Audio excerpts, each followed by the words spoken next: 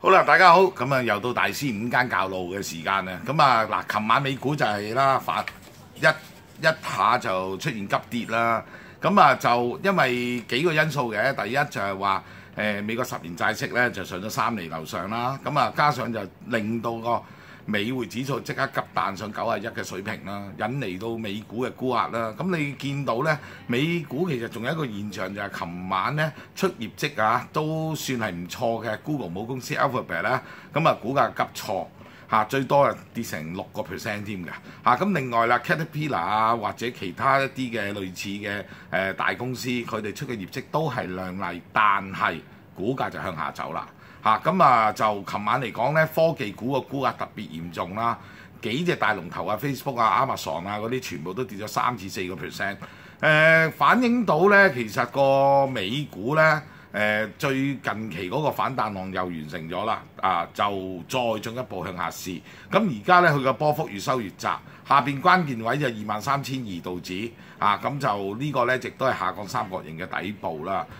似乎又係會有機會久守必失嘅。其實而家環球嘅局勢咧極之唔明朗，負面嘅因素不斷再進一步發酵，資金其實繼續進一步套現同去槓桿。咁情形咧睇港股亦都一樣，港股你見個指數好似冇乜嘢，但係個別嘅股份咧已經係被洗倉㗎啦。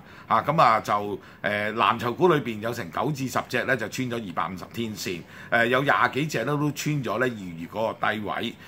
其實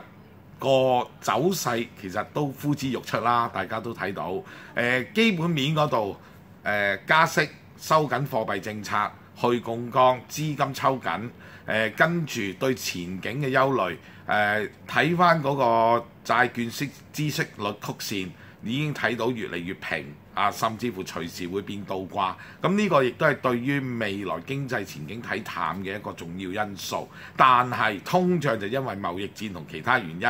就夾咗上嚟，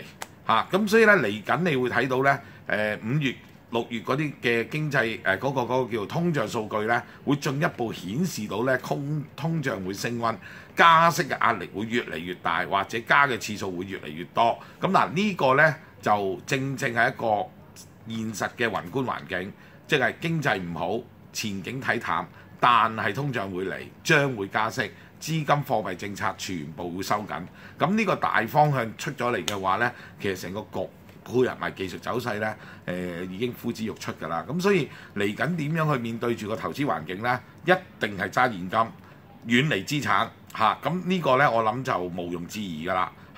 等成個浪暴風雨嚟完之後，先至再重新組織啦你話短線炒上炒落係可以，咁但係問題咧，似乎炒落容易過炒上咯就